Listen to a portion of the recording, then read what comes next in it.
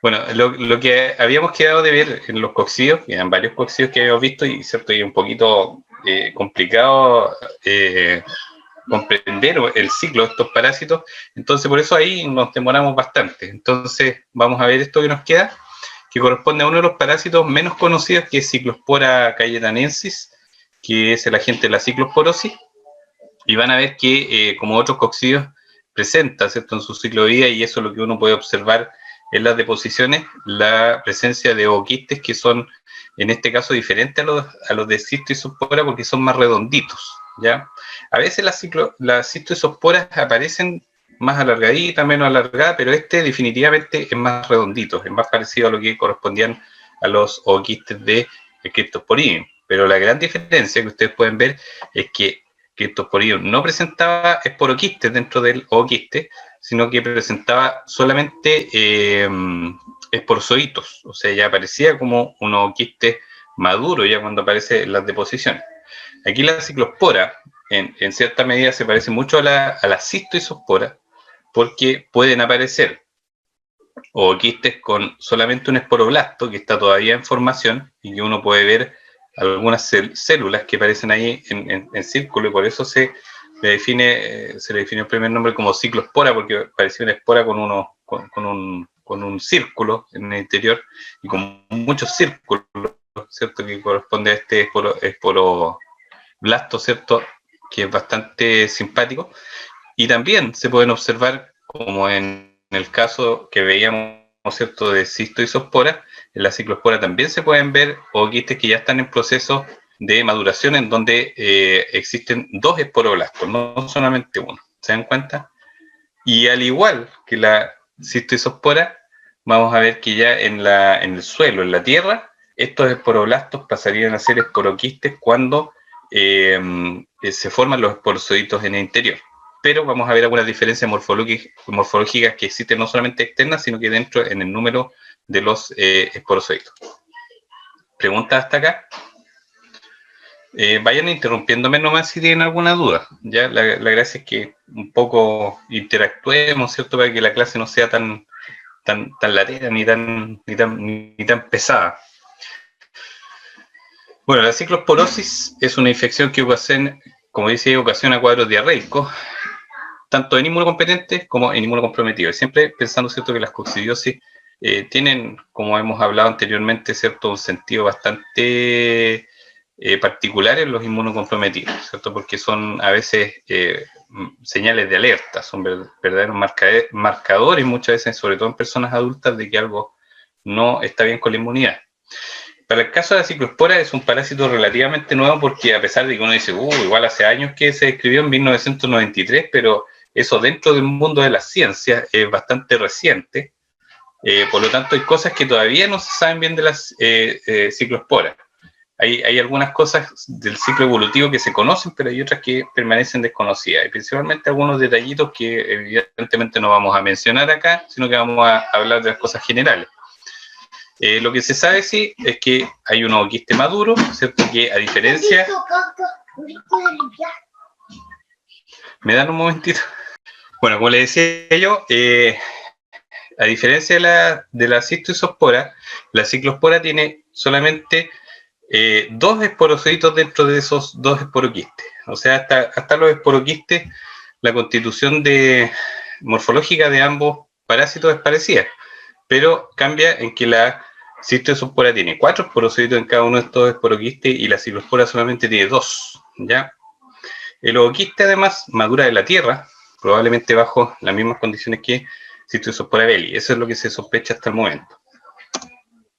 Ahí tienen, ¿cierto?, los ooquistes, que aparece una foto sin tinción. Entonces ahí aparecen algunos con un esporoblasto, aparecen unos con 2 esporoblastos, y en algunos estadios, ¿cierto?, de maduración.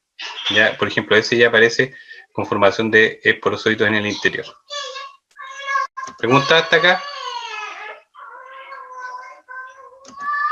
Bueno, aquí está la publicación de 1993, donde se describe, ¿cierto?, la presencia de este nuevo protozoo patógeno, ¿cierto?, que es ciclospora, que antiguamente se confundía con Cryptosporidium. Ya algunos que lo vieron en alguna ocasión pensaron que era un Cryptosporidium, pero se dieron cuenta que había una diferencia de tamaño. Algunos de hecho decían es un Cryptosporidium, pero un poquito mayor tamaño. Pensó que el Cryptosporidium tiene 4 micras aproximadamente de tamaño, y en cambio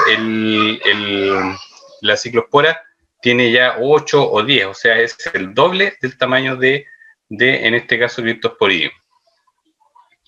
Y fue el profesor Cayetano Heredia, de Perú, ¿cierto? Que fue uno de los primeros que se dio cuenta de la infección, que fue un caso que fue estudiado en Perú, y después, ¿cierto? Fue llevado ya a lo que era biología molecular en 1993, y ya ahí se definió, ¿cierto?, como tal cual era el protozoo.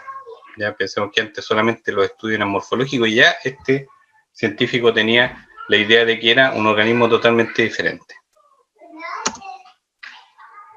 Bueno, aquí tenemos, ¿cierto?, algunas cosas del ciclo, de la Ciclospora cayetanensis, en la cual aparece, ¿cierto?, que la ingestión de los oquistes esporulados, ¿cierto?, que pueden estar presentes, pensemos en el ambiente. El agua es uno de los componentes esenciales para la transmisión de protozoos, ¿cierto? Por lo tanto, vamos a ver que el agua y una serie de verduras, ¿cierto?, y frutas que podrían estar expuestas a esa contaminación, y también, vale decir, la contaminación del suelo podría influir en la ingesta de estas formas infectantes. Entonces vamos a tener, ¿cierto?, que el elemento infectante es el ooquiste con 2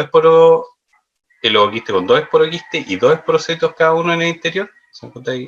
2 esporoquistes y en cada uno 2 esporocitos. Un ooquiste que mide aproximadamente entre 8 a 10 micras, y son eliminados por el humano porque no se conoce que tengan reservorios en los animales. Nunca se ha descubierto ciclospora en los animales. Por lo tanto, el fecalismo es uno de los mecanismos, ¿cierto?, que influye, ¿cierto?, en la infección de las personas. Por lo tanto, la vía de infección es oral. El ciclo también se conoce que es monoxénico, y el periodo de incubación dura aproximadamente entre 2 a 11 días. Ya, el reservorio es siempre el humano, porque hasta aquí no se ha demostrado que esté presente en los animales. En la sintomatología, vamos a ver que en el inmunocompetente mayormente son frecuentes en niños, ya no en personas adultas. Ya, hay un estadio de prodromo en donde se produce malestar general y fiebre, que puede durar unos par de días, y en ese sentido tiene un cierto parecido a cistoisospora. La diferencia es que no se observa, o no se ha observado hasta el momento, la presencia de eosinofilia.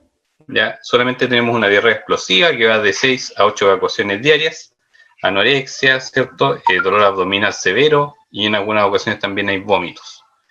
Y esta sintomatología dura más o menos de 3 a 4 semanas cuando es mucho, ¿ya? Las manifestaciones clínicas también pueden ser mucho más severas en los inmunocomprometidos, como hemos hablado en otras coccidiosis. Ahí tenemos, ¿cierto?, una ciclospora cayetanense, ¿cierto?, con la tinción de Sid-Nielsen o la tinción de Kinjun, que sirve también para los Cryptosporidium, pero en este caso, ¿cierto?, se ve más grande el ooquiste. Y para que no se confunda, ¿cierto?, en el interior, vamos a ver, bueno, aquí está también con la tinción de Sid-Nielsen, y vamos a ver que hay una diferencia, en este caso con Cryptosporidium, o sea, uno puede ver perfectamente, ¿cierto?, la diferencia de tamaño.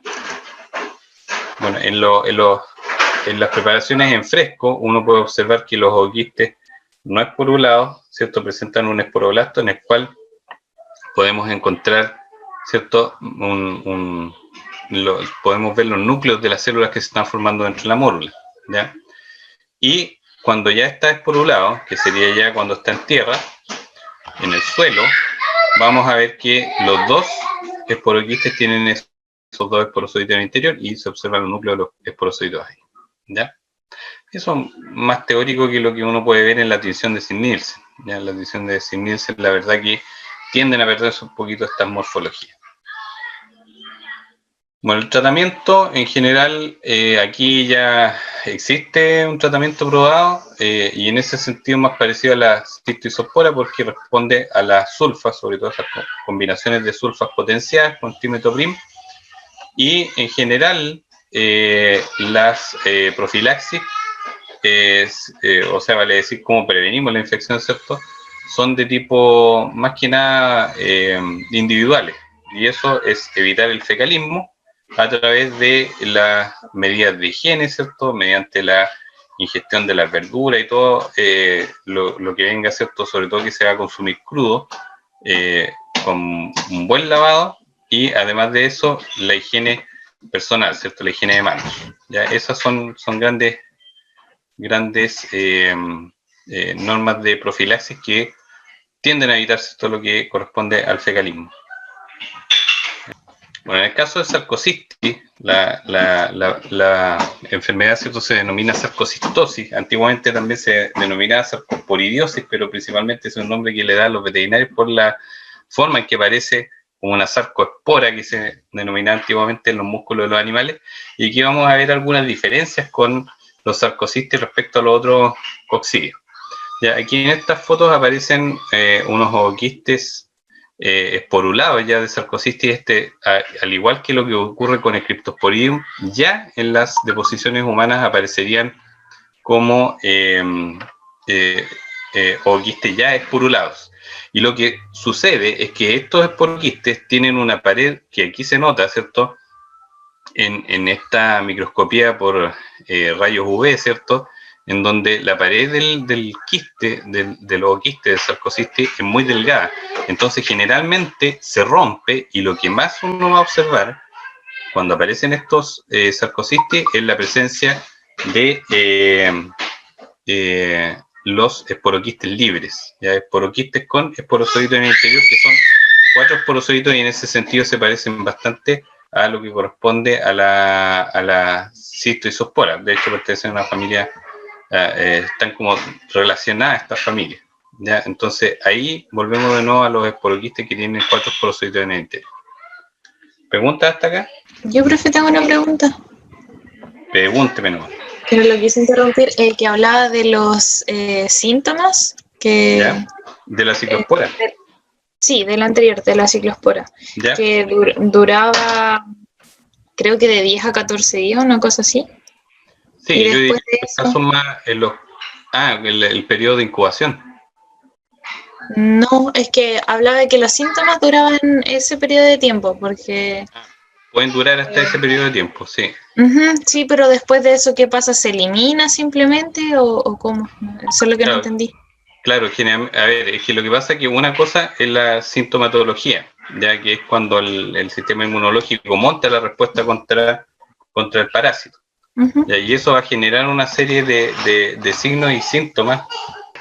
Y claro, después de eso, normalmente hay unos días más de eliminación, donde se entra como en un equilibrio con el parásito, pero no es que el hospedero quede totalmente libre de la eliminación de ooquistes. Pueden seguir por lo menos 1 o 2 semanas más eliminándose, ¿ya? Pero ahí ya casi siempre cuando disminuyen los signos, los síntomas clínicos, es porque se está produciendo la autocura, ya, lo cual no quiere decir que sea automático. O sea, cuando ya se siente bien el paciente, que no siga eliminando, siguen eliminando igual elementos, pero finalmente la baja de la signología hace que también vaya acompañado con que el parásito disminuye también la producción de la forma de diseminación. ¿Se entiende? Sí, profe, gracias. Ok.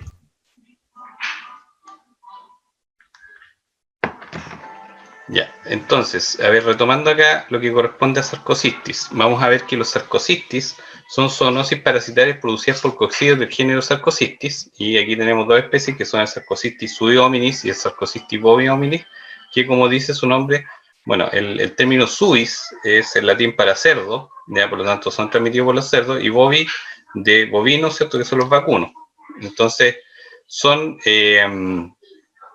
parasitosis que son alimentarias, porque son transmitidas a través del consumo de carne mal cocida o carne cruda de estos animales, y vamos a ver que la reproducción sexual, o sea, vale decir la etapa esa que vimos nosotros, que era la gametogonia, ocurre en el intestino de los carnívoros, que serían los hospedadores definitivos. En este caso seríamos nosotros el hospedador definitivo, ¿cierto? Porque acá ocurriría toda la gametogonia en nuestro intestino, y en cambio la reproducción asexual en los músculos de los herbívoros es donde ocurre, ¿cierto?, todo este proceso de esquizogonia, o sea, la primera etapa, y llegarían solamente hasta formar, en este caso, quistes musculares que contienen, en este caso, a los merozoitos, que seguirían después el desarrollo en nuestro intestino, hacia lo que son gametos, ¿ya? Entonces, la pregunta, finalmente, en los carnívoros, que nosotros seríamos aquí el carnívoro y por lo tanto el hospedador definitivo, ¿qué es lo que finalmente resultaría en nosotros? A ver si han comprendido los ciclos. ¿Qué podríamos encontrar después en nuestro intestino, finalmente? Después de esta reproducción sexual. Bueno, vamos a ver entonces el ciclo, ya si no hay respuesta. El elemento infectante para el caso del humano sería el esporoquiste maduro, ¿ya? A ver, espérenme un poquito. El elemento infectante aquí, hay que hacer una pequeña corrección a esta imagen. El elemento infectante para el humano sería el quiste muscular, ya que está en los animales, ¿ya? Y ese contiene en su interior los merozoitos, ¿ya? Entonces los merozoitos en el intestino van a continuar el desarrollo final, ¿cierto?, hasta las formas gametogónicas. Por lo tanto, la transmisión, ¿cierto?, el mecanismo de infección para el humano sería, en este caso, a ver si es el carnivorismo, ¿cierto? Y por lo tanto, la vía de infección es una vía oral. Cuando el humano consume, ¿cierto?, estos quistes musculares, esos merozoitos van a pasar, sobre todo aquí en merozoitos de primera, pero también de segunda generación. Por lo tanto, normalmente los de segunda generación, son los que van a pasar directamente a la etapa sexual, o sea, la etapa gametogónica. Por lo tanto, en la etapa gametogónica se van a generar los ooquistes, que finalmente, como son ooquistes de pared muy delgada, se rompen, y lo que se libera finalmente son los esporoquistes. Ahora, los sarcocistis en general se reproducen, tienen su proceso de esporogonia en el interior del intestino. Entonces ya cuando aparecen excretados, aparecen como ooquistes maduros, ¿ya? Así que son inmediatamente infectantes, pero no para el ser humano, sino que son infectantes en este caso para los animales objetivos. Se vale decir, para el caso de Sarcocistis sui hominis va a ser el cerdo, y para el del bovio hominis va a ser el vacuno, ¿ya? Ellos, al ingerir estos esporoquistes, ¿cierto?, con los esporozoitos, van a continuar, estos van a pasar a través del intestino a la sangre, y de ahí de la sangre van a invadir los músculos y se van a empezar a reproducir por esquizogonia y a formar estos quistes musculares, ¿ya? Entonces, ahí nuevamente son ingeridos en el ciclo por los humanos. El elemento diagnóstico en este caso son los esporoquistes, y excepcionalmente el ooquiste, cuando uno lo puede encontrar todavía que no está roto, porque la mayor parte de ellos se rompen cuando aparecen fuera del intestino. ¿Preguntas hasta acá? ¿Profe? Dígame. O sea, la pregunta que hizo, la respuesta sería que podríamos encontrar los ooquistes inmaduros, como aparece en la imagen de abajo, y cuando ya se expulsa sería pero serían, los esporoquistes. Son ooquistes maduros, porque aparecen maduros, y eventualmente también esporoquiste, que es lo que más se encuentra, ¿ya? Es que aquí abajo, como aparece en la imagen, donde dice immature oocyst, por eso me causó la duda. Es que, claro, ese immature oocyst, bueno, de repente por eso no estoy muy de acuerdo a veces con poner tanta información. Esto todavía en esa fase 6 ocurre dentro del intestino. Entonces ya lo que parece que son los eliminados, ya a través de las deposiciones, son tanto ooquistes como esporoquistes, ya que están maduros. Ya, ok. Y generalmente lo que nos ha tocado ver nosotros, tanto en humanos como en animales, es la presencia de esporoquistes, porque, bueno, por algunas razones, seguramente donde uno manipula la feca, donde a veces los mismos fijadores no tienen a veces una potencia tan, digamos, de conservar también este material, lo que más vemos son esporoquistes, o sea, vale decir que los ooquistes estos se rompen y uno finalmente termina viendo este otro elemento. Pero ya cuando aparecen las fecas, estos vienen ya en un estado de maduros, ya no vienen inmaduros. Ya. ¿Ya? Y eso hace que en la deposición sean inmediatamente infectantes, pero no para los humanos, sino que para los animales, en este caso, que son los predadores intermediarios, que van a tener la fase esquizogónica. ¿Ya? Ya. Así que eso.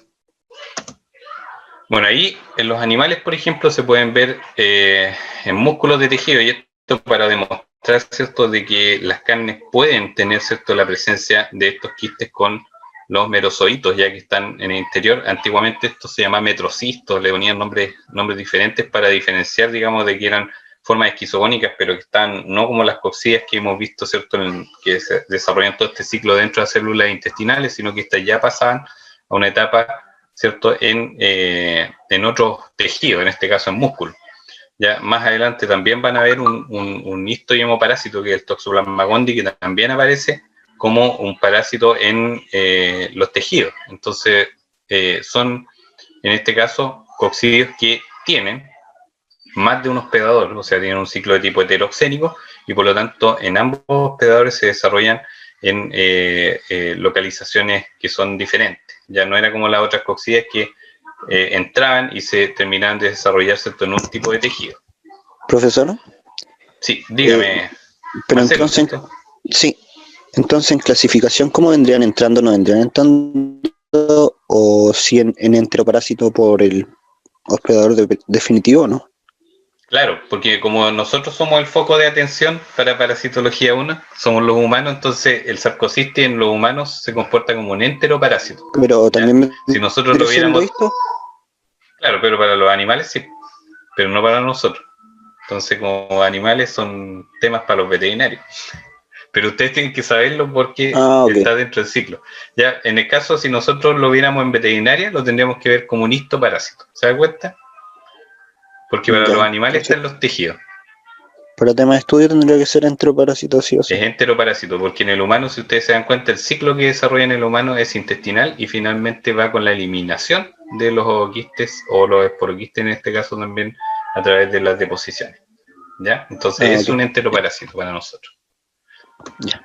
¿Ya? Y bueno, para mostrarle un poquito también, que es parte también de mi conocimiento, ¿cierto? Cuando de repente se hace inspecciones en matadero, muchos de estos sarcocistas incluso forman, como el que aparece aquí en vacuno, por ejemplo, forman grandes quistes que se ven en los músculos, en la carne. Y bueno, cuando ya se ven así, no queda otra cosa que decomisar al animal, o sea, ese animal no puede ir a consumo, tal vez no tanto por el riesgo, porque si la carne se cociera bien, no habría problema, pero cuando ya aparecen visualmente, estos sarcocistis ya le cambian el aspecto de la carne. Imagínense una persona que encuentra esto, evidentemente se puede hasta querellar con quien esté vendiendo esta carne, ¿cierto? O sea, un supermercado, una carnicería. Entonces, por eso se decomisa, más que nada por una cuestión más que de salud, es por una cuestión de aspecto, ¿ya? Entonces, bueno, que también va acompañado porque podría ser un sarcocistis que pudiera afectarnos a nosotros. Y en el caso de los cerdos es muy frecuente. Yo de hecho tengo esta foto que antiguamente cuando yo trabajaba en clínica, me llegaban, trabajaba en un pueblo más pequeño, entonces ahí se hacía de todo y una de las cosas que hacíamos muy frecuentemente era las triquinoscopias. Entonces me llegaban carne de cerdo y a revisar. Y la verdad que el parásito trichinella, que lo vamos a ver mucho más adelante, que es un histoparásito, se encuentra a veces muy poco en los cerdos, pero o sea, vale decir, cuando uno revisa, no sé, con muchas muestras, aparece de repente las tantas una triquina, ya que eso es lo que uno finalmente revisa, informa y se decomisa el cerdo que es positivo. Pero entre medio, cuando uno va revisando, prácticamente todas las semanas nos salían parásitos de este tipo, que eran los sarcocistis. ¿Se dan cuenta?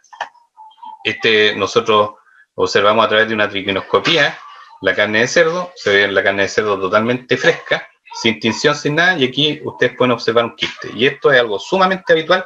Yo creo que al menos 1 de cada 10 cerdos que uno revise, sobre todo si son cerdos que son criados en las casas, presentan parásitos de este tipo, ¿ya? Así que es muy frecuente encontrar quistes musculares en esta especie.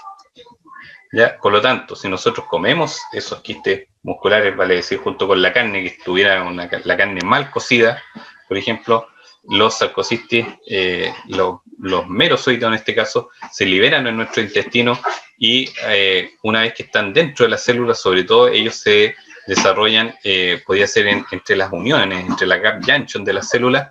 En general ahí es donde ocurren los procesos de gametogonia, ¿cierto? Con el intercambio de gametos masculinos y femeninos, la fecundación de estos gametos y finalmente, ¿cierto? La fecundación del macrogameto que va a formar los ooquistes, y estos ooquistes van a pasar de una fase inmadura a una fase madura y van a ser liberados directamente a través de las deposiciones, ¿ya?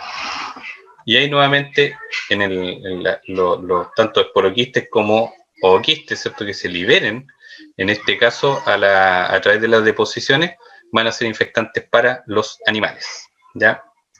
Entonces eso es lo que corresponde al ciclo de sarcocistis. Ahora, si nosotros tuviéramos que ver algunos aspectos epidemiológicos, podríamos decir que ellos tienen una alta resistencia en los quistes tisulares, o sea, vale decir, resisten la descomposición, por ejemplo, y también resiste la temperatura, por eso la temperatura tiene que ser prolongada y tiene que ser constante, ¿ya? O sea, vale decir, se destruyen también con la congelación, por ejemplo, a menos 20 lo más seguro, porque ya con que uno le dé una semana, ¿cierto?, a través de un refrigerador común y corriente, ¿cierto?, podría tener ya un efecto, pero en general, ¿cierto?, sobre los 60 grados Celsius ya se empiezan a destruir. Por lo tanto, una carne bien cocida debería ser la mejor forma de profilaxis, ¿cierto?, para evitar esta sarcocistosis.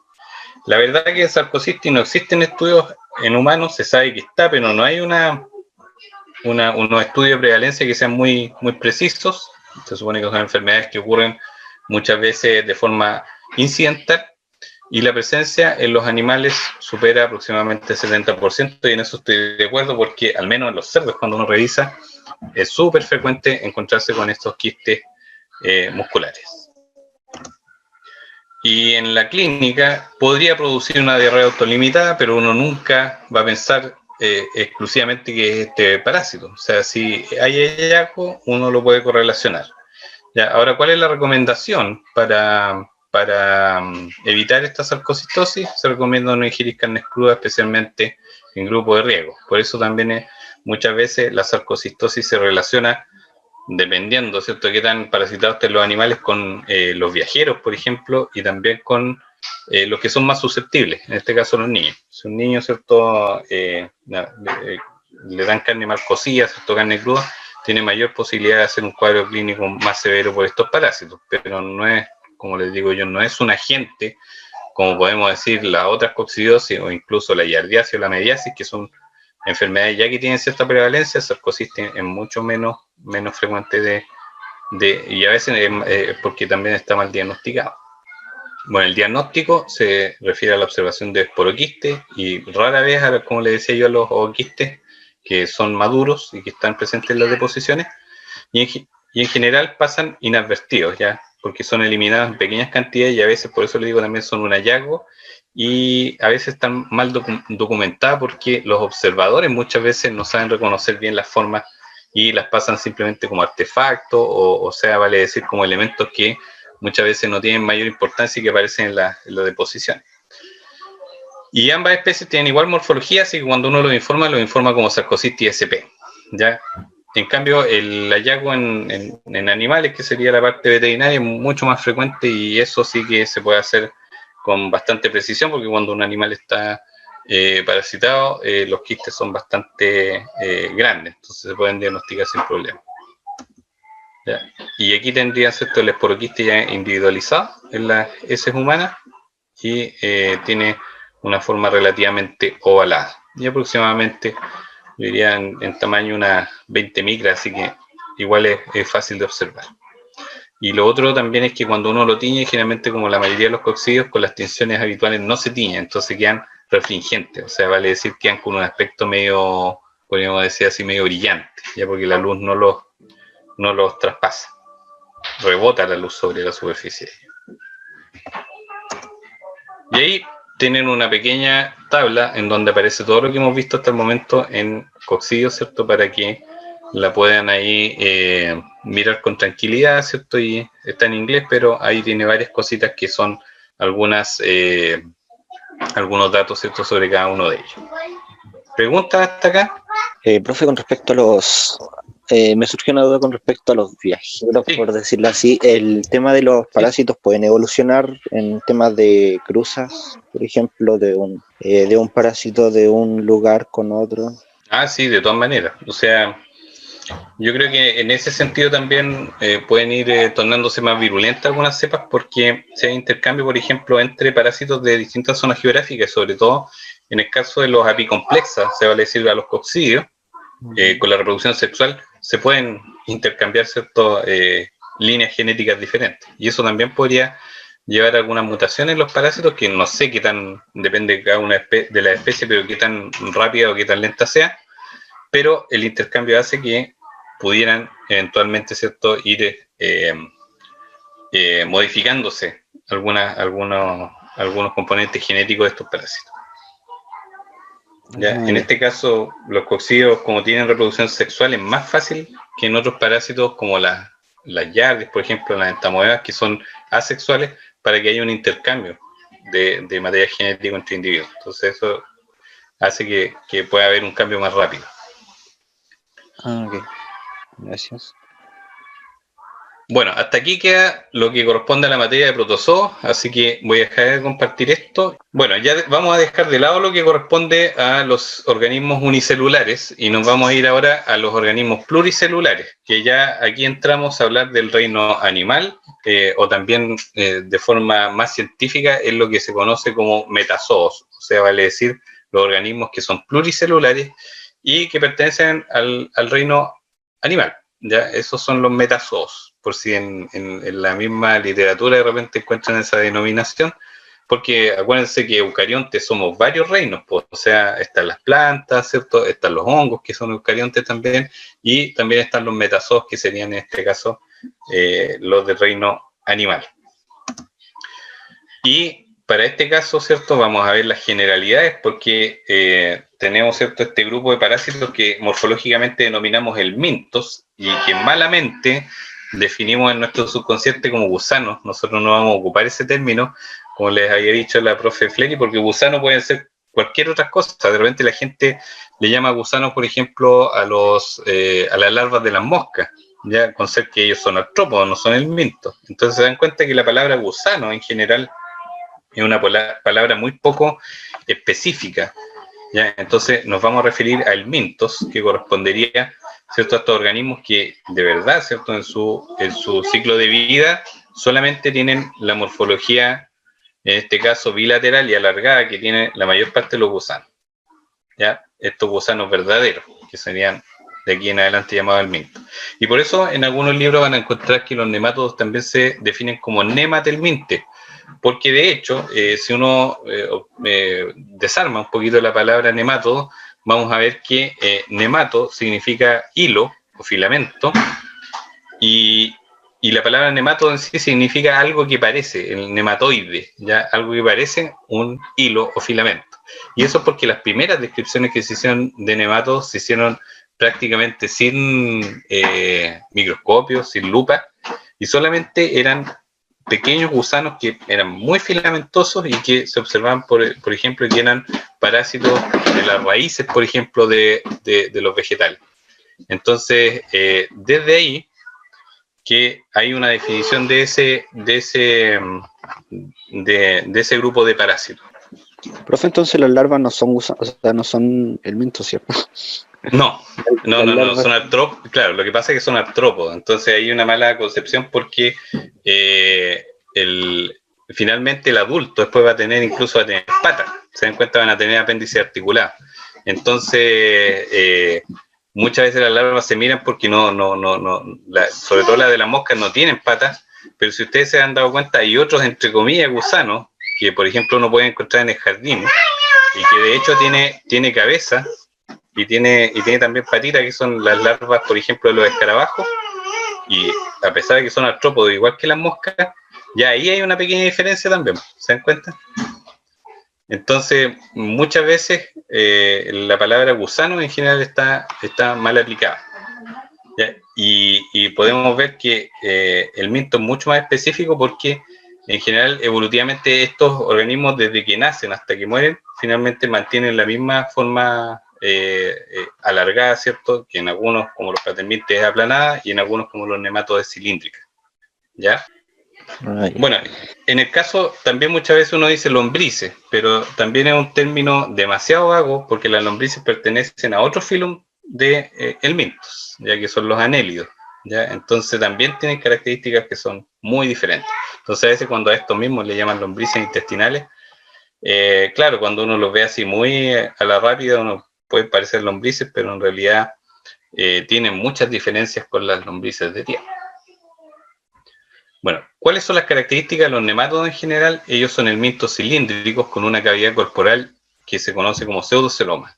¿Ya? Ellos presentan una cutícula impermeable que los cubre externamente y los protege. ¿Ya? ¿Y qué vale decir? Que la cutícula es como una especie de tejido que forma como, verdaderamente si uno lo toca es como un plástico, ¿ya? Y de hecho eso les da rigidez también a los nematodos.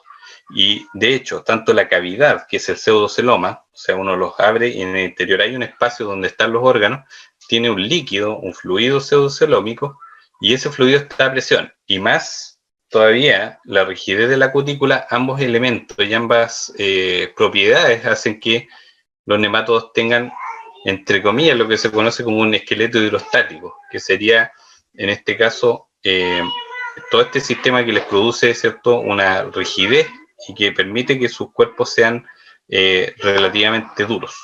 Bueno, además de eso, tienen un sistema digestivo que es completo, o sea, vale decir, ellos tienen, y aquí como vemos en el dibujito, una boca, ¿cierto? Tienen intestino y tienen varias partes, un intestino anterior que está formado por esta faringe o esófago, después, ¿cierto?, un intestino que tiene propiedades, ¿cierto?, absortivas, en esta parte sobre todo donde están las células intestinales, y después finalmente como excreción, y que desemboca en una cloaca que también tiene una porción que a veces se define como ano, pero en el fondo es la abertura de la cloaca en donde desemboca este sistema digestivo, muchas veces junto también con algunos túbulos urinarios. Entonces por eso es una cloaca que sería, ¿cierto?, un órgano donde confluyen varios sistemas.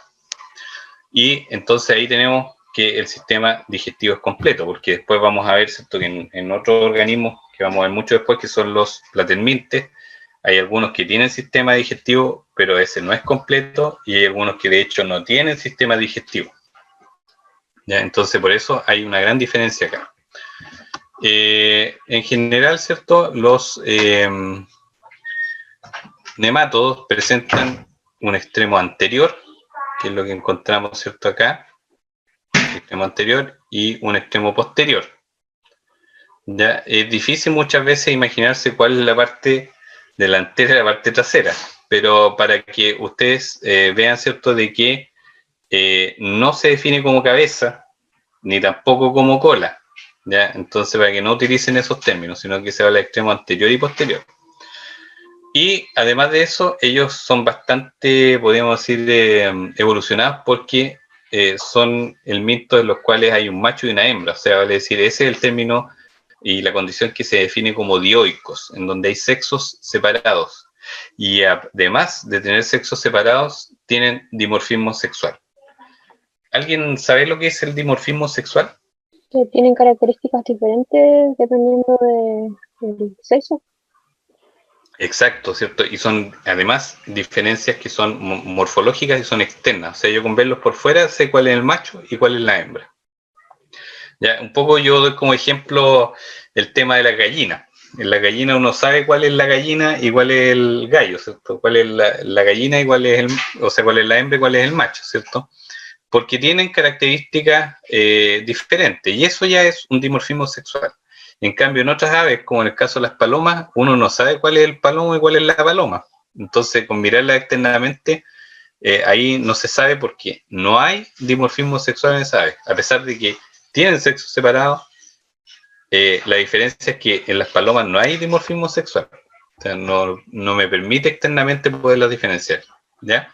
Entonces, para que vean cuál es la diferencia, un organismo puede ser dioico, pero en algunos casos puede que no exista un dimorfismo sexual, o sea, cuesta mucho a veces con la observación, ¿cierto?, de las características externas, decir cuál es el macho y cuál es la hembra. Ya, pues, y para demostrarles que así es, yo voy a ver que este es el macho y en este caso esta es la hembra. ¿Por qué creen ustedes que me carrilé con eso? ¿Por el tamaño puede ser o no?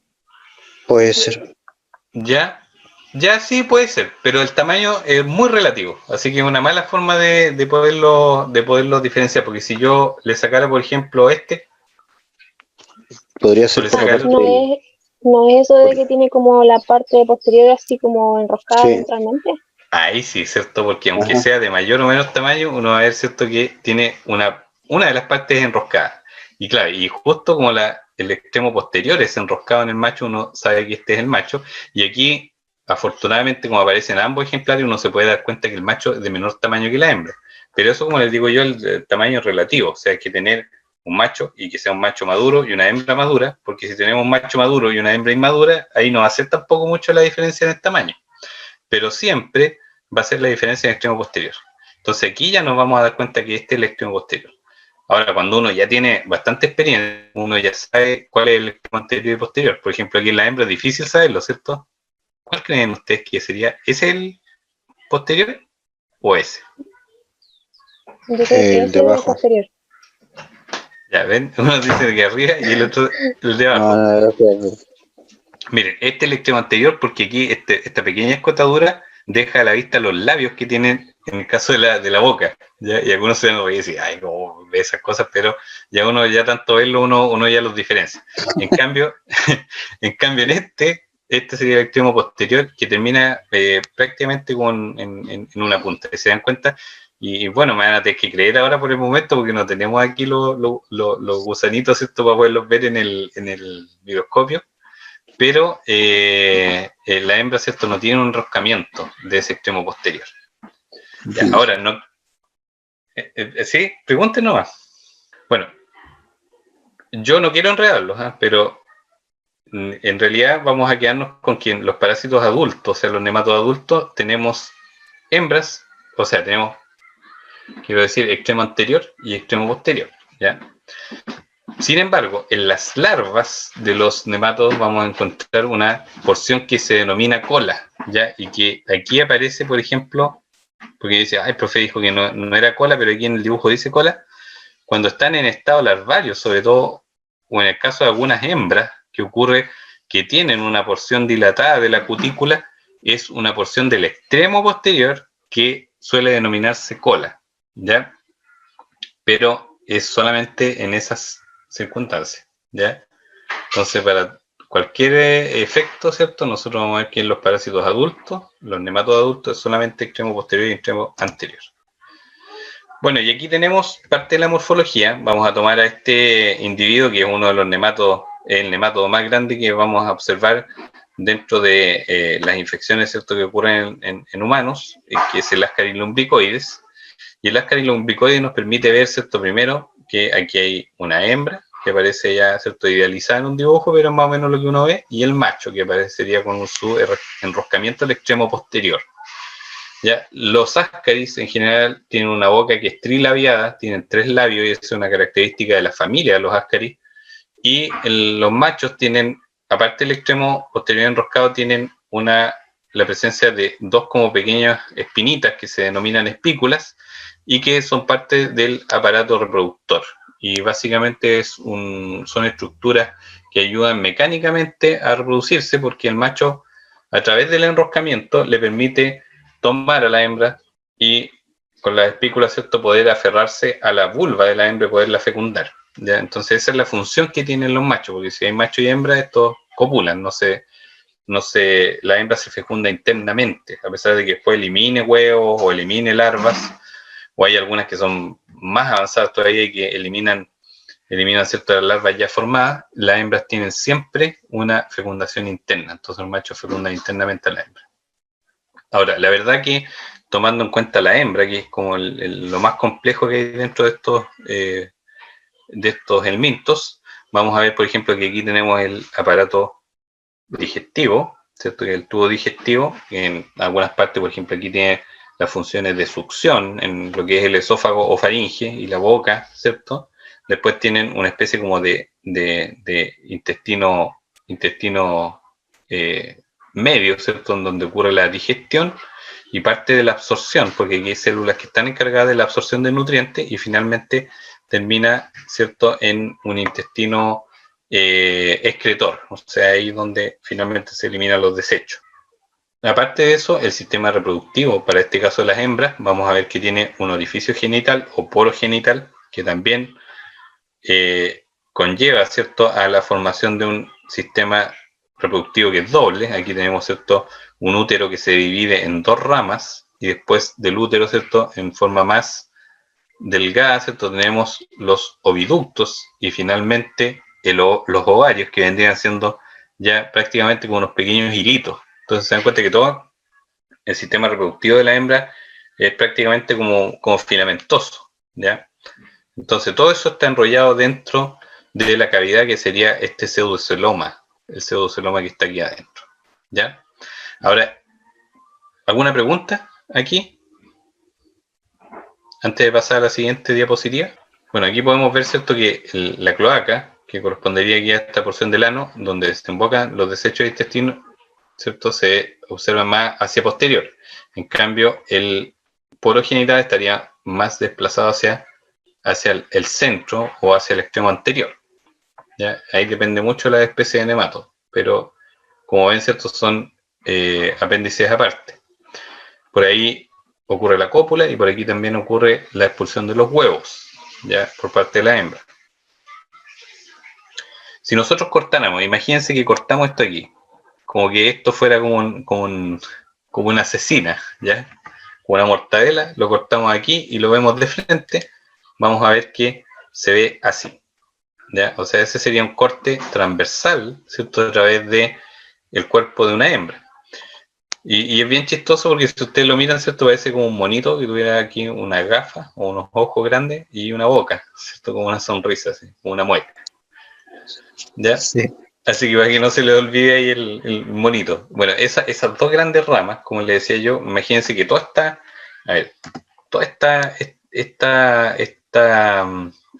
estos filamentos, ¿cierto?, que van a formar el sistema reproductivo, están todos enrollados. Pero como ven ustedes, ¿cierto?, el útero es más grueso, el oviducto después un poco más delgado y ya el útero viene siendo muy delgadito.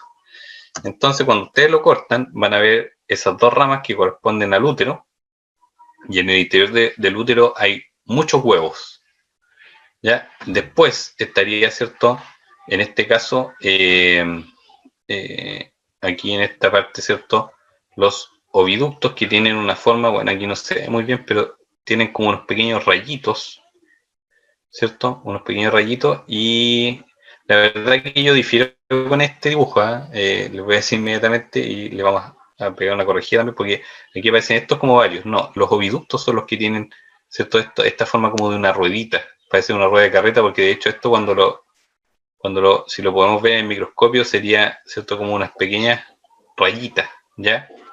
Y los ovarios vienen siendo estas estructuras que se ven en el interior como con un lumen, tienen como un tejido que está arrugado, y de hecho aquí aparece otro, ¿ya?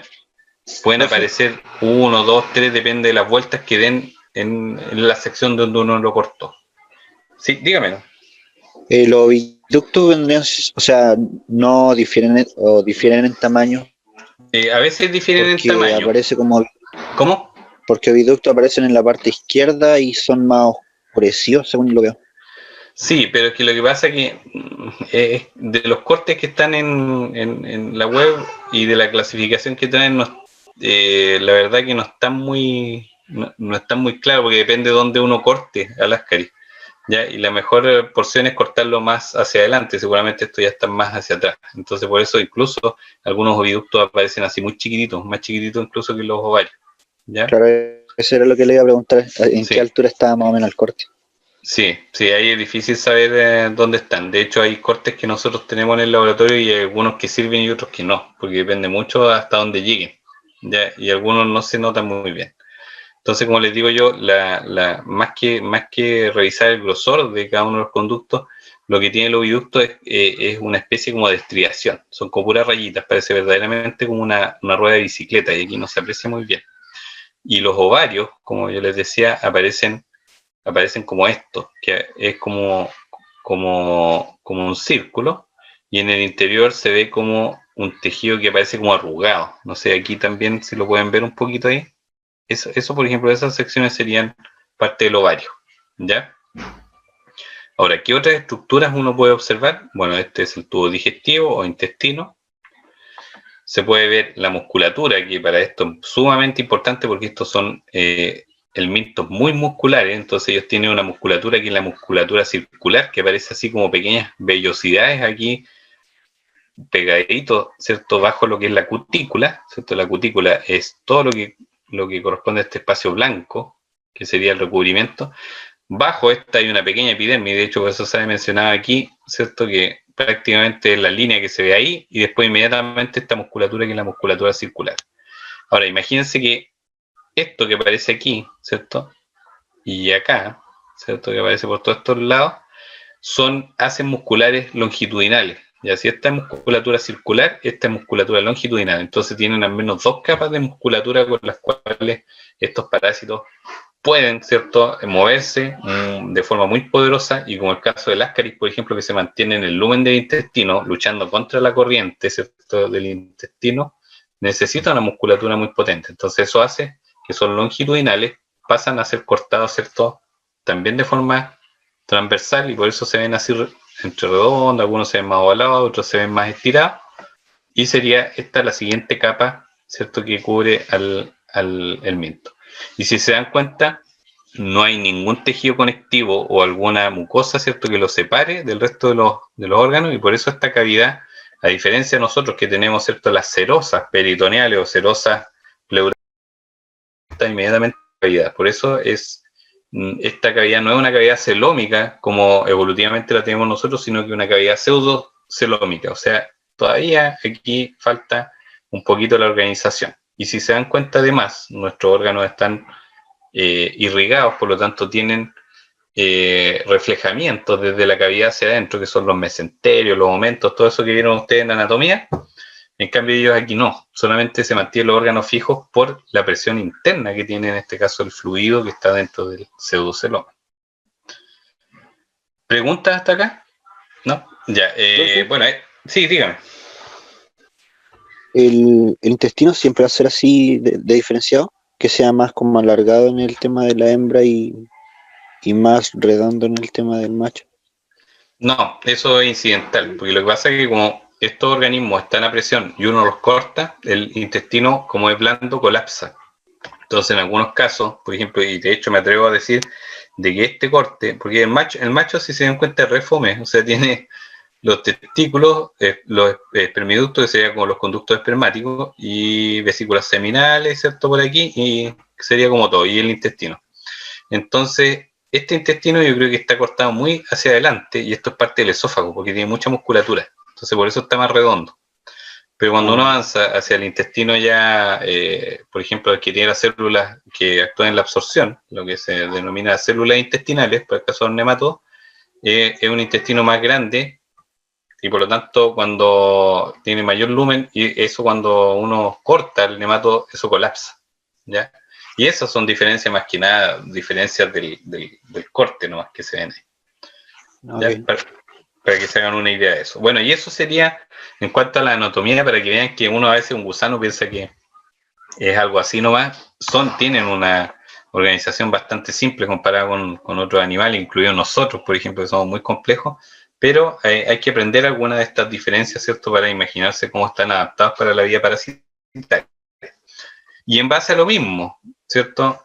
Ellos, se me olvidó mencionarles una cosita, que ellos, por ejemplo, aquí se ve bien, debería, de hecho, esta imagen, por eso nosotros cuando hacemos la ordenamos bien hacia el centro, si lo giráramos un poquito, veríamos que esta estructura que está aquí, que arranca aquí como un pequeño arbolito, eso es un cordón nervioso, ya se denominan cordones nerviosos dorsales, que estaría uno aquí, y el otro debería estar aquí en la posición opuesta, pero no se alcanza a ver muy bien. También tienen control nervioso para los haces musculares. Y si se dan cuenta ustedes, ya vimos que tienen aparato reproductor, musculatura, sistema nervioso, sistema excretor, que está por aquí en estas condensaciones que aparecen por aquí, que aquí como que se pierde un poco la musculatura en esta parte, y ahí correrían los cordones excretores, los canales excretores, pero no tienen ni sistema respiratorio, ni sistema circulatorio. ¿Se dan cuenta?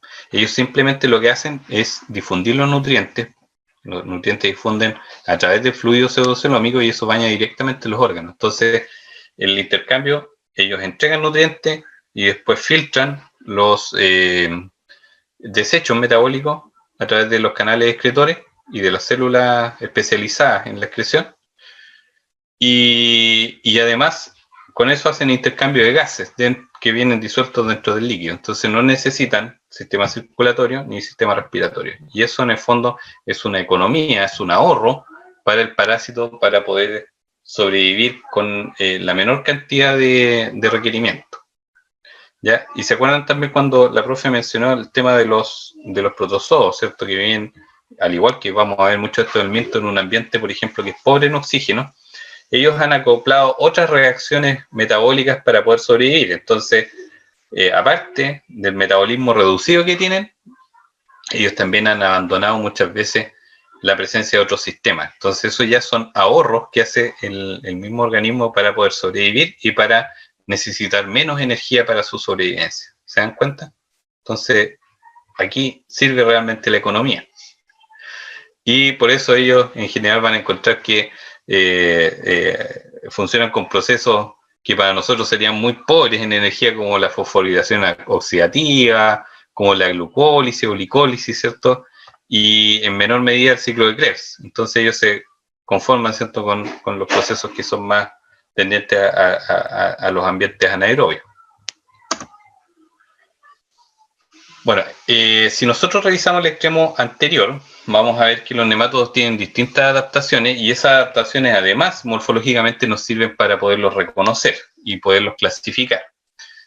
O sea, identificar, porque ya los parásitos ya los clasificaron otros científicos, entonces ya les pusieron nombre. Y esa es una gran diferencia cuando uno tiene que hablar, ¿cierto?, de si estoy identificando o estoy clasificando. Cuando uno clasifica es cuando uno le da un nombre a un parásito con todas las reglas, ¿cierto?, taxonómicas que así lo pide, ¿cierto?, en general las sociedades zoológicas, ¿cierto?, internacionales, pero nos sirve la identificación, ¿cierto?, para poder reconocer. Por ejemplo, aquí aparece un esquema con los 3 labios de un Ascaris y van a ver que el Ascaris tiene esta boca característica con 3 labios que la verdad son parte de cualquiera de los integrantes de la familia de los Ascaris. Para el caso del humano, el único integrante de la familia Ascariidae, ¿cierto?, que sería la familia de los Ascaris y que parasita a los humanos, es el Ascaris lumbricoides, ¿cierto? Pero hay Ascaris de distintos animales y todos tienen esta característica de tener 3 labios. ¿Ya? Entonces esto es una microfotografía, muy bonito, ¿eh? A veces uno lo puede ver esto en lupa, porque como los Ascaris son grandes hay que verlos en lupa estas estereoscópicas, y aparece no tan así tan espectacular, pero uno puede al menos observar los 3 labios que están en la boca. Pero hay otros, por ejemplo, que tienen cápsulas bucales. Por ejemplo, estos monstruitos que están acá son nematodos muy pequeños y estos también son microfotografías. Y aquí les presento a esta especie que es el Necator americanus, que es común en países tropicales, y el Ancylostoma duodenale, que es una especie pariente. Y aquí vamos a ver que ellos tienen, por ejemplo, láminas que son cortantes. Con esas se adhieren al intestino y generan una lesión. Y en el caso del Ancylostoma, ¿cierto?, que aparece aquí una imagen en microscopio óptico versus esta que parece un monstruo, ¿cierto?, que es una microscopía electrónica de barrido, pero vamos a ver que esos dientes que tiene le ayudan también a perforar la mucosa y poder succionar sangre, que es de lo que se alimenta. Entonces son verdaderas pequeñas sanguijuelas, ¿cierto?, que bueno, sin confundir, las sanguijuelas pertenecen a otro grupo del miento, pero ellos se alimentan de sangre. Entonces para eso les sirven las láminas cortantes o en este caso los dientes, y además de eso tienen esta otra adaptación que es una cápsula bucal. Entonces se dan cuenta que cada nematodo ya, y así nos permite también reconocerlo o reconocer al menos los géneros, ¿cierto?, a los cuales pertenecen. Aquí puedo decir que este es del género Necator, este al menos del género Ancylostoma, y ya con eso ya vamos ubicando más o menos de qué parásito se trata, ¿cierto? Entonces también tiene un valor de tipo taxonómico el poder comprender cómo están situadas y qué forma tienen estas estructuras. ¿Preguntas hasta acá? Ya, aquí tenemos también esófagos. Si nosotros nos recordamos, ¿cierto? Vamos hacia atrás. Vamos a ver que aquí hay una estructura que es el esófago. Entonces todos los nemátodos tienen esófagos que son diferentes. Por ejemplo, aquí el 1 es un esófago de tipo radidiforme que tiene un bulbo, ¿cierto? Y un istmo, que sería esta parte.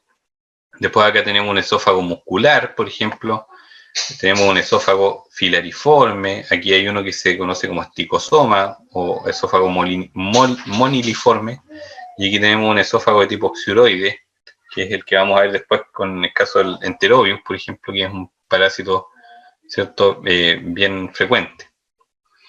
Ya, entonces los distintos esófagos tienen distintas adaptaciones para los nemátodos, pero además de eso, ellos nos sirven para poderlos identificar, sobre todo cuando nosotros vemos nematodos de pequeño tamaño y los podemos transparentar, por ejemplo, se pueden observar los esófagos y poderlos identificar. El extremo anterior también tiene estructuras diferenciales, por ejemplo, aquí hay unas que se llaman alas cervicales, que son expansiones que están en algunos nemátodos, hay otros que tienen, por ejemplo, estos abultamientos que se denominan dilataciones cefálicas. Hay algunos en los cuales la hembra tiene esta especie de pliegue en la zona genital que se denominan cutícula vulvar. Y hay otros que tienen algunos receptores que salen de la cutícula y que se denominan papilas cervicales. Entonces ahí tienen también otras adaptaciones de la cutícula que también nos sirven a nosotros para poderlos ir diferenciando. Y en el extremo posterior también. Habíamos mencionado, ¿cierto?, que algunos son enroscados y les sirve básicamente, miren, aquí sale una foto, ¿cierto?, sobre un macho y una hembra que están, ¿cierto?, ahí copulando, y el macho con el enroscamiento hace que se pueda unir a la hembra. Pero sin embargo, hay otros nemátodos que también, para que no se queden solamente con una sola visión, que los machos son todos enroscados, hay otros nemátodos que son de pequeño tamaño también y han desarrollado lo que es la bursa copulatriz. Aquí hay una foto de un nemátodo en la cual uno puede ver estas estructuras que son igual las espículas, y además esta estructura que tiene como una forma de bolsa, pero que tiene además como unos dedos, y aquí sale el dibujo, ¿ya? Y esa básicamente lo que hace es como tomar a la hembra, ¿cierto?, como tomarla con una mano, ¿ya? Entonces de esa forma ellos pueden copular, ¿ya? Aquí aparece un esquema en el cual pueden ver, ¿cierto?, un macho, y aquí debería aparecer el extremo más enroscado, sin embargo acá, ¿cierto? Y aquí la presencia de una espícula. Esta es como la forma básica de los que están enroscados. Pero en el caso de los que tienen esto, que se denomina una bursa copulatriz, la bursa tiene estas estructuras que son los rayos bursales, que son como una especie de dedos, ¿cierto? Y las espículas van un poquito más arriba. ¿Preguntas hasta acá? Bueno, bien cortito, sistema nervioso, para que les quede claro que los nemátodos tienen sistema nervioso, tienen 4 cordones longitudinales, ¿cierto?, que van a, prácticamente, pensemos que ellos son cilíndricos, entonces va a todo lo largo, ¿cierto?, van al menos los 4 puntos cardinales del cilindro, y además de eso tienen esto que es un anillo circunesofágico, que se denomina, y que es un anillo que está alrededor del esófago, y que este vendría siendo las veces como el cerebro de los nematodos. Además de eso, tienen quimiorreceptores que son cefálicos, que están ubicados acá, que se denominan anfibios, no anfibios como las ranas, sino que anfibios con D, y quimiorreceptores que son caudales y que se denominan fasmidios, ¿ya? Ahora, todos los nematodos poseen anfibios, y lo más probable es que les sirva eso como órgano, ¿cierto?, de los sentidos, ya, para poderse ubicar, porque ellos no tienen ojo, no tienen olfato, no tienen ningún otro sentido de ubicación. Pero no se sabe mucho para qué sirven los fasmidios. Lo que sí se sabe que hay algunos parásitos, o sea, algunos nematodos que los tienen y otros que no, ¿ya? A todo esto se me había olvidado mencionarles que nosotros estudiamos los nematodos que son parásitos, pero en la naturaleza también hay muchos nematodos que no son parásitos, son nematodos de vida libre, o sea, viven en el ambiente y ellos se las ingenian para sobrevivir sin parasitar, ¿ya? Entonces también hay un grupo que no solamente todos son parásitos, ¿ya? Hay algunas especies que están diseminadas en la naturaleza y son descomponedores, así que no todos son malos, ¿ya? Y bueno, además tienen un sistema excretor que también, al igual que el sistema nervioso, está distribuido en forma longitudinal, y en gran parte de ellos tienen interconexiones. ¿ya? Así que encontramos los conductos excretores que reciben el aporte de muchas células como estas, que son células flamígeras. Estas células actúan como una especie de, podríamos decir así, como un riñón celular, ¿cierto? Filtran el fluido pseudocelómico y eliminan, ¿cierto?, el fluido, ¿cierto?, la que sería como la orina hacia los conductos, que sería aquí. O sea, imagínense que está lleno de células flamígeras, y esta estructura en general es lo que se denomina protonefridio. O sea, está conformada por una célula flamígera que además de eso tiene un conducto, ¿cierto?, y conduce a un conducto excretor. Entonces toda esta unidad, que sería como la nefrona en el caso de los humanos, ¿cierto?, de los animales, aquí en esta sería, ¿cierto?, el protonefridio, ¿cierto?, que sería cada una de esas unidades que funcionan para la excreción. Y para que vean cómo son de específico, muchos de los nematodos tienen un poro excretor a veces que es independiente de la cloaca incluso. Por ejemplo, aquí en esta especie, que sería un Trichostrongylo, él tiene un poro excretor que está hacia en el extremo anterior, como aparece aquí en el mismo esquema, ¿cierto? Esta combinación de conductos excretores que se vacían en el extremo anterior, ¿ya? Y el desarrollo, en el caso de los nematodos, tenemos que ellos se desarrollan a través de huevos, pero esos huevos van evolucionando. O sea, son huevos que finalmente morulan, van produciendo una mórula, y dentro de esa mórula después se desarrolla un embrión, ¿ya? Y esos embriones, aquí, dependiendo de los nematodos, algunos persiste incluso la larva se forma a veces dentro del huevo y queda dentro del huevo hasta que el huevo es ingerido. Pero en algunas otras especies de nematodos estas larvas escapan, ¿cierto?, y siguen su desarrollo muchas veces en el medio ambiente hasta que, en el caso vamos a pensar solamente en los parásitos, hasta que muchos de ellos parasitan en forma de larva algunos hospedadores. Pero eso depende de los parásitos, los que vamos a ir observando. Al menos los que vamos a ver ahora, por ahora solamente se desarrollan en un estado larvario, pero dentro del huevo. Ya no escapan del huevo, por lo menos los que vamos a ver como enteroparásitos por esta ocasión. Entonces, dependiendo de su desarrollo, de ese huevo después puede surgir una larva 1, una larva 2, que muchas veces los parásitos que vamos a ver, como les dije yo, se retienen aún en el huevo, no escapan todavía. Y puede haber una larva 3, 4 y hasta una larva 5, que es como un preadulto, y esos muchas veces tienen desarrollo dentro del hospedador, para lo que corresponde a los nematodos parásitos, hasta llegar a su estado adulto, ya donde se reproducen y las hembras van a eliminar huevos nuevamente fecundados. Ya, entonces eso muy en resumen lo que ocurre con el ciclo de los nematodos. Tienen adaptaciones para el parasitismo, muchas adaptaciones para el parasitismo, ¿ya? Por ejemplo, tienen la cutícula, que les ayuda a evadir la digestión enzimática del hospedador, ¿ya? Y además de eso, tienen pérdida de sistemas, lo que habíamos conversado, modificaciones del metabolismo para ahorrar energía también, o para obtener, mejor dicho, la energía de lo que les entrega el medio ambiente. Y además, algunos tienen una característica que es la hipobiosis larvaria, en la cual ellos se desarrollan como larvas, o sea, detienen su desarrollo como larvas muchas veces dentro de los hospedadores para poder resistir condiciones ambientales. Y si nosotros hablamos de las acciones patógenas que generan los nematodos, vamos a ver que generan acciones patógenas de tipo exfoliatriz, que es cierto, principalmente con la sustracción de nutrientes. Por eso ahí les coloco, ¿cierto?, la desnutrición en los niños, que por ejemplo presentan estas cargas de parásitos, por los nematodos, por ejemplo. Acciones mecánicas, ¿cierto?, como las obstrucciones, como esta cariasis, ¿cierto?, y acciones tóxicas, como es el caso de la liberación de productos somáticos, ¿cierto?, partes del cuerpo, ¿cierto?, del parásito, que van a producir cuadros severos, como por ejemplo esto que aparece acá, que sería, ¿cierto?, una blefaritis, ¿cierto?, que sería, o edema palpebral también, ¿cierto?, que sería, ¿cierto?, como una acumulación de líquido producto, ¿cierto?, de una acción tóxica, o acciones inmunoalérgicas, desde alergia, ¿cierto?, hasta choque anafiláctico, que sería lo más grave. ¿Preguntas hasta acá? No. ¿No? Profe, ¿cómo Dígame sería nomás. ¿Cómo sería el tema de la eliminación de estos nematodos? ¿En qué sentido la eliminación?